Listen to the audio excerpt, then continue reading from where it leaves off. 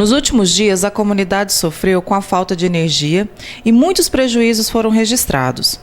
Dr. Célio fala sobre a nota em que o prefeito Vinícius Luz divulga, determinando ao PROCON a abertura de um processo para apurar e investigar as possíveis falhas na distribuição de energia pela CELG. O prefeito Vinícius Luz, na noite do dia 15 de segunda-feira, ele nos ligou pedindo para que tomássemos medidas enérgicas e pontuais em cima desse problema dos apagões que ocorreu na cidade no fim de semana. Sensível às clamor da população e ele, antenado a isso, imediatamente fez essa determinação e o PROCON, na terça-feira cedo, já tomou as medidas cabíveis.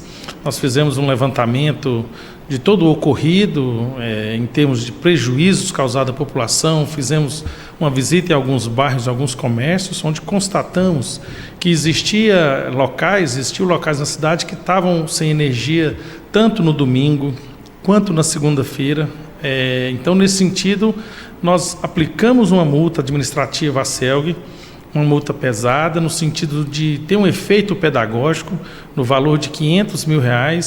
Evidentemente, a CELG pode recorrer, ela pode dar as suas justificativas disso, nós iremos analisar com carinho, evidentemente, porém, o PROCON entende que o serviço prestado ele foi de péssima qualidade.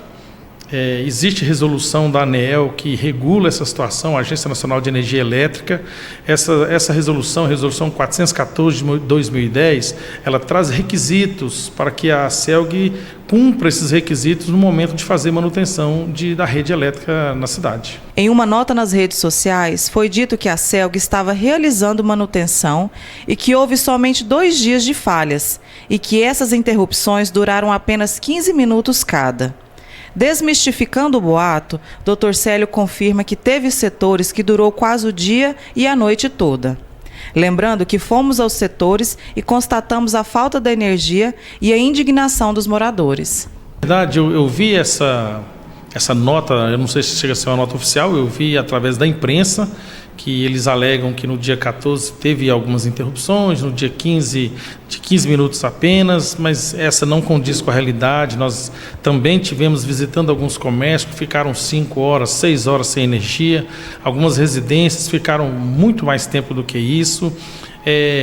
Houve alguns locais que teve, inclusive, a notificação por escrito pela CELG no dia 15, dizendo que dia 16 faltaria energia, porém, a lei exige a resolução 414, no artigo 173, no inciso 1º, a linha A, exige que essa notificação ela deve ser feita 3 dias antes da suspensão. Então, isso é um prazo hábil para que o consumidor se organize, se oriente, se precavenha de alguma situação. Então, nós vemos que muitas pessoas nos procuraram dizendo que queimou eletrodoméstico, teve prejuízos econômicos devido a isso, porque a CELG não fez a comunicação de forma adequada. Lembrando que essa notificação ela precisa ser de forma clara, ostensiva, de preferência por escrito, mas poderia ser feita também pela mídia geral, onde a televisão poderia estar divulgando isso de forma ostensiva, para que toda a população soubesse que iria faltar energia naqueles períodos, naqueles horários, naqueles dias. É normal a concessionária, a CELG, ter a necessidade de fazer manutenção, uma manutenção preventiva, uma manutenção de segurança, isso faz parte do sistema. Porém, existem os critérios e um deles é fazer a notificação 3 dias antes do dia da suspensão. E nós vemos que não ocorreu nos casos presentes. Certo. Segundo algumas informações, divulgadas pela CELG, fala lá que não vai ser a primeira vez, vai ter outros apagões. Eles falaram alguma coisa, divulgaram alguma coisa ao PROCON? O PROCON, ele não se dignificou, a CELG não se dignificou a não nos enviar nenhuma nota oficial, nem mesmo ao Departamento de Comunicação da Prefeitura. Até o presente momento eu não tenho conhecimento disso. Eu penso que é importante a CELG estar se precavendo. ter manutenção na rede é normal, como eu disse, faz parte do sistema. Inclusive é necessário, né? Nós não podemos ficar à mercê de panes igual que ocorreu agora. Já está aí uma cidade grande, uma cidade importante no cenário nacional, no cenário estadual, e não pode estar ocorrendo situações como essa. Então, assim, a CELG ela pode fazer manutenção da forma que ela entender necessária, porém ela tem que seguir os critérios. E um deles é notificar os bairros que irão ficar sem energia 3 dias antes do dia da suspensão, dizendo de forma clara quais serão os horários, para que o empresário se organize. Nós tivemos um caso agora de um dono de uma panificadora que ele recebeu a notificação dizendo que faltaria energia no dia posterior, ele se organizou baseado naquela notificação, conversou com seus funcionários, mudou o horário de trabalho de todo mundo, de repente a energia faltou no dia que ele recebeu a notificação. Então, assim, ele recebe a notificação no dia 15, dizendo que vai faltar energia no dia 16, das 8 horas em diante. De repente, a energia acaba no dia 15 mesmo. Então, assim, ele não conseguiu fazer os seus insumos para ele vender, então é um prejuízo muito grande. Então, nesse aspecto, nós temos que evitar esse tipo de ocorrência. E é possível evitar, basta ter planejamento. A CELG, nesse sentido, não demonstrou nenhum planejamento na questão da manutenção da rede dela. Tá certo. E o que o PROCON orienta a comunidade, né, a esses consumidores que tiveram prejuízos acerca dessas quedas de energia? É muito importante essa pergunta. O PROCON orienta o seguinte: primeiramente, se documente. Não dá para chegar aqui no PROCON, ou mesmo lá na CELG de forma direta, e querer ser ressarcido só com prosa. É difícil isso. Nós entendemos que se todo mundo chegar lá e falar que teve prejuízo e ela ter que ressarcir, ela vai quebrar.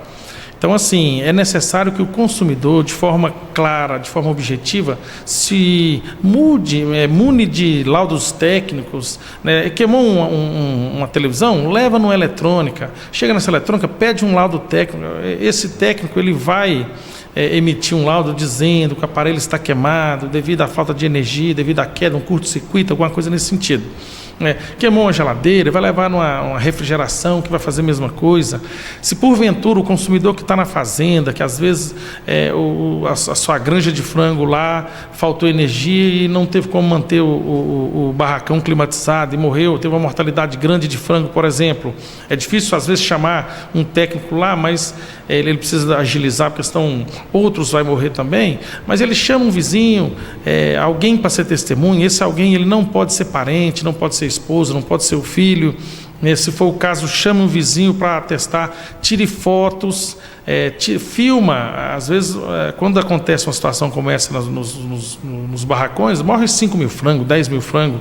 Às vezes é uma pia enorme de frango morto ali. Tira foto, documente-se, porque de posse dessa documentação, o consumidor ele pode ir diretamente à CELG. Essa resolução 414 de 2010, ela exige que todas as empresas, as concessionárias de energia no país, tenha por obrigação um canal de comunicação com o consumidor para essas eventualidades, para a questão de reparos.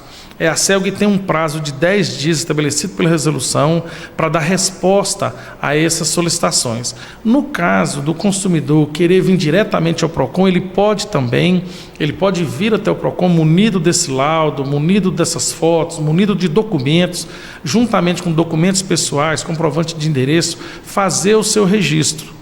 Ele pode também optar pelo PROCON Web.